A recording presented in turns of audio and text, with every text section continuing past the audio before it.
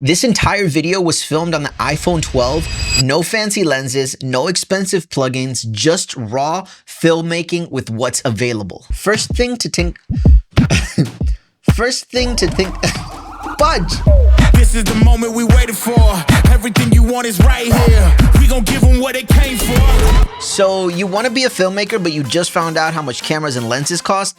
I've got you covered. Listen, I know the struggle. Gear is expensive, but the good news? You already have a camera in your pocket. This entire video was filmed on the iPhone 12, no fancy lenses, no expensive plugins, just raw filmmaking with what's available. First thing to think about is steadiness. A shaky video can be distracting, but guess what? You don't need an expensive gimbal. Phones today have built-in stabilization that works surprisingly well. Just keep your movements slow and controlled. If you want to go the extra mile, you can find super affordable stabilizers, but honestly, even resting your phone against the wall or using a cheap tripod works. Now, let's talk about something that most beginners completely overlook: audio. You can get by with less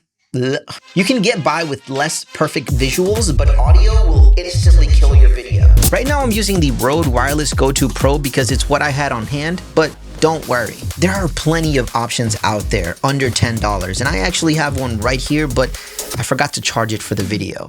My bad. Okay, next is lighting. And yes, you can go out and buy super affordable lights, but if you're trying to keep it affordable, use the best light source that we have that's free: the sun. Shoot during the day, find open shade, or even use street lights at night. The key is making sure your subject is well lit. And trust me, natural light can look just as good as expensive studio setups. I actually film a lot of client work under natural light because I'm covering events for them. There's no time to set up lights. All right, let's address the elephant in the room. You might see me using my DJI RS3 Pro along with my FX6 and think, Louis, that's expensive. And yes, it is, but I use this for client work or personal projects.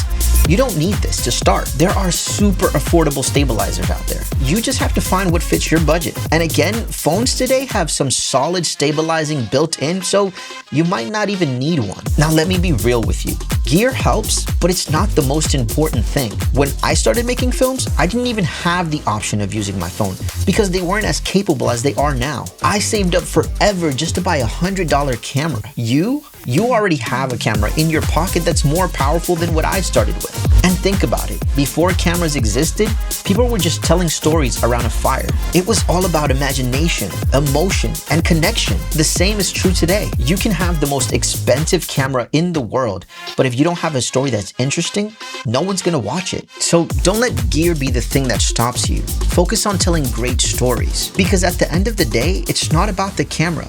It's about what you do with it. Catch you on the next one.